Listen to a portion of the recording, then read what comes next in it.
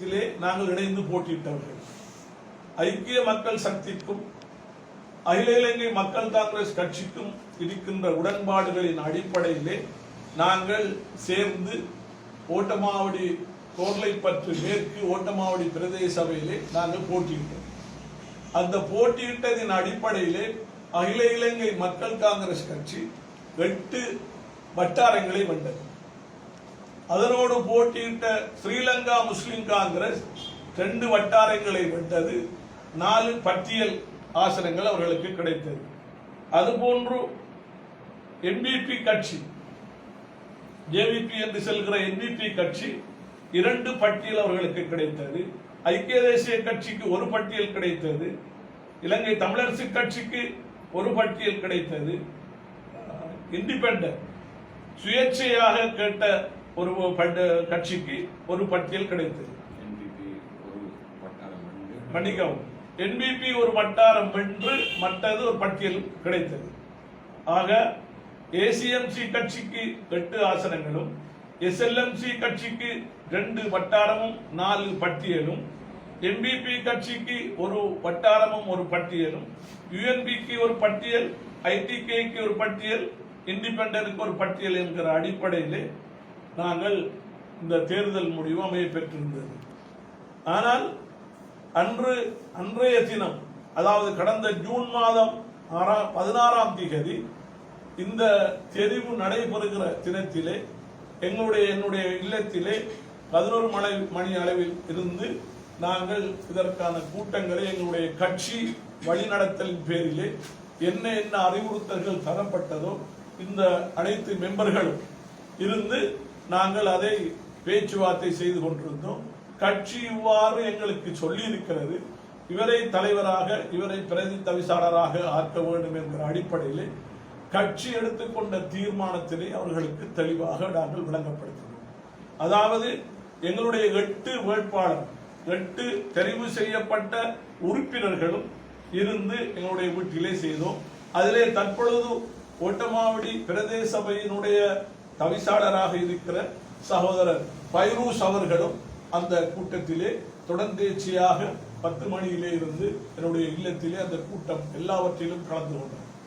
எனவே அதற்கு பிறகு நாங்கள் மீண்டும் ஒரு தடவை பகல் போஷணத்துக்காக எல்லோரும் சகன் சிஸ்டம் என்று சொல்லுவார்கள். முஸ்லீம்கள் சாப்பிடுகிற பொழுது 6 பேர் அல்லது 4 பேர் ஒன்றாக இருந்து எல்லாரும் சகனிலே எங்களுடைய இப்பொழுது வேட்பாளர் தலைவராக தவிசாளராக வந்திருக்கிற பைரூஸ் அவர்களும் என்னுடைய இல்லத்திலே எல்லோருமாக இருந்து சாப்பிட்டு விட்டு மீண்டும் 2வது அமர்வாக நான் தெளிவாக அவர்களிடத்திலே நாங்கள் பேசினோம். இந்த உறுப்பினர்கள் இருக்கிறார்கள், இவர்கள் முன்னிலையிலே நாங்கள் சொல்லப்பட்ட விடயம் என்னவென்றால், அகில இலங்கை மக்கள் காங்கிரஸ் கட்சி எங்களுக்கு தெளிவுபடுத்தியிருக்கிறது. பேர் குறிப்பிட்டு சொல்லப்பட்ட ஒருவரை தவிசாளராகவும் இன்னொருவரை பிரதி தவிசாளராகவும் ஐக்கிய தேசிய கட்சியிலே இருந்து எங்களுக்கு ஆதரவு தர வந்த அவருக்கு பிரதி தவிசாளர் என்கிற விடயத்திலே ஒட்டுமொத்தமாக 9 பேரும் அதற்கு ஆதரவு தெரிவித்து இணக்கப்பாடை கட்டியது. அந்த நேரத்திலே சகோதரர் ஃபைரூஸ் அவர்களும் சாப்பிட்டு முடிந்த கையை கழுவி கொண்டு வருகிறேன் என்று ஓடோடி விட்டு சென்று வந்து என்னிடத்திலே அந்த உடன்பாடை தந்தார்.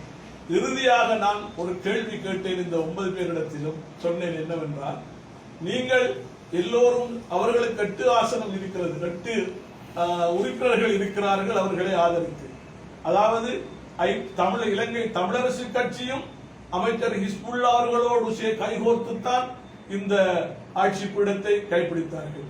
அதிலே எனக்கு ஒரு மிகவும் வியப்பான விடயம் என்னவென்று சொன்னால், ஓட்டமாவடியிலே கோயிலை இடித்து இறைச்சிக்கடை கட்டிய என்று சொல்லப்பட்ட குற்றம் சுமத்தப்பட்ட, அல்லது ஓட்டமாவடி சவக்காலை உடைத்து பிரதேச சேலம் கட்டப்பட்ட என்ற குற்றச்சாட்டை சுமத்தி இருந்த பொழுதிலும் கூட ஐடிகே இலங்கை தமிழரசு கட்சி அவரோடு கைகோர்த்து இந்த பணியை செய்திருப்பது என்பது ஒரு பாராட்டக்கூடிய விடயமாகத்தான் நான் பார்த்தேன்.